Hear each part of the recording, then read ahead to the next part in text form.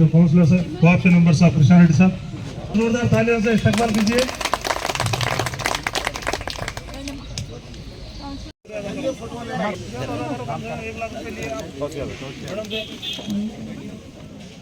Ward number 7 हसीना बेगम गौसिया बेगम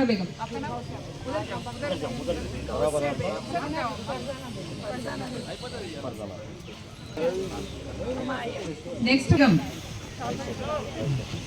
फातिमा बेगम ward number 10 Tahseem बेगम SDF funds కానీ ప్రజల అవసరాలకు ప్రజల కోసమే పెట్టినాం, వ్యక్తిగతంగా మా పనుల కోసం కాదు. కాబట్టి రాజకీయాలు పక్కన పెట్టి దయచేసి నిధులు మంజూరు చేయాలని ముఖ్యమంత్రి గారిని కోరుతున్నాం.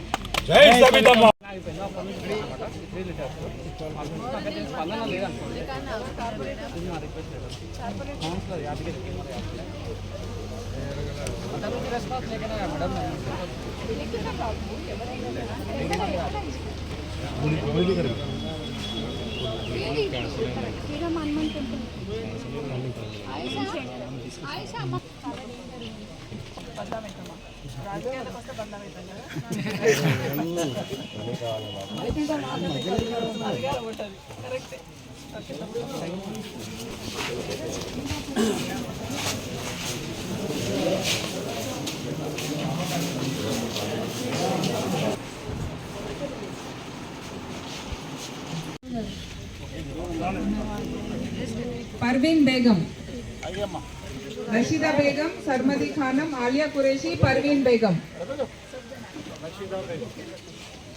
मैडम ఇక్కడ చూడండి देखो तब ఏ ముందు రా నువ్వే परवीन बेगम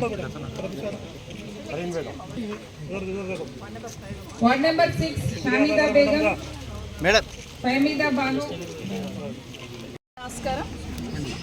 ఈరోజు జల్పల్లి బడపేట మేర్పేట కళ్యాణ లక్ష్మి చెక్ ఆడబిడ్డ పెళ్ళైతే ఆ బిడ్డకి ప్రభుత్వం తరఫున సాయం చేయాలని కేసీఆర్ గారు పెద్ద మానవత్వంతో ఈ పథకాన్ని తీసుకురావడం జరిగింది.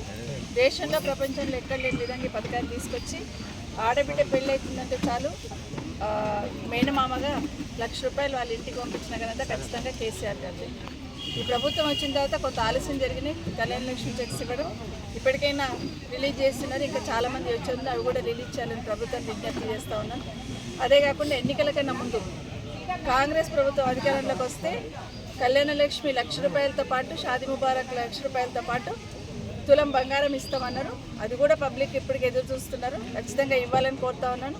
ఇప్పుడు చెక్కులు ఇచ్చిన వాళ్ళకి, ఎందుకంటే ఆల్మోస్ట్ బంగారం ఇస్తామని అష్యూరెన్స్ ఉంది కాబట్టి ఇప్పుడు చెక్ ఇస్తున్న వాళ్ళకి కూడా తర్వాత అయినా కూడా తులం బంగారం ఇవ్వాలని కోరుకుంటారు. ఎందుకంటే వాళ్ళకి ఖచ్చితంగా తులం బంగారం బాకీ ఇప్పుడు ఈ ప్రభుత్వం. ఇప్పుడు చెక్కులు అందుకున్న వాళ్ళకి కూడా ఖచ్చితంగా ఇవ్వాలి. ఈ ప్రభుత్వం వచ్చినప్పటి నుండి ఎన్ని చెక్కులు అయితే రిలీజ్ చేసినామో వాళ్ళందరికీ ఆలబ్ధిదారులకు కూడా తులం బంగారం ఇవ్వాలని కోరుతా ఉన్నాను. ఇదే కాకుండా ప్రధానంగా ఈ ప్రభుత్వానికి నాది ఒకటే ఒక రిక్వెస్ట్. నా మహేష్ నియోజకవర్గం నుండి ఈ రాష్ట్ర ముఖ్యమంత్రి గారికి మనస్ఫూర్తిగా విజ్ఞప్తి చేస్తూ ఉన్నాను. ఎందుకంటే నా నియోజకవర్గంలో చాలా కాలనీస్ ఉంటాయి, డెవలప్మెంట్ చాలా ఫాస్ట్గా అవుతూ ఉంటుంది. కాబట్టి ఇన్ఫ్రాస్ట్రక్చర్కి గతంలో కేసీఆర్ గారు స్పెషల్ డెవలప్మెంట్ ఫండ్ కింద 150 కోట్లు, ఈ జల్పల్లికి అయితే 50 కోట్లు ఇచ్చారు. అట్లాగే హెచ్ఎండిఏ నుండి 95 కోట్ల రూపాయలు. ఇవన్నీ కూడా ఈ ప్రభుత్వం రాగానే నాట్ స్టార్టెడ్ వర్క్స్ అని కోడ్ ఉంది కాబట్టి ఎలక్షన్ ముందర స్టార్ట్ చేయలేకపోయినాము. అవన్నీ క్యాన్సిల్ చేయడం జరిగింది. జల్పల్లి మున్సిపాలిటీకి అయితే 50 కోట్లు స్పెషల్ డెవలప్మెంట్ ఫండ్, 45 కోట్లు హెచ్ఎండిఏ ఫండ్. దాంట్లో నాట్ స్టార్టెడ్ వర్క్స్ అని హెచ్ఎండిఏ ఫండ్స్ క్యాన్సిల్ చేసిండ్రు.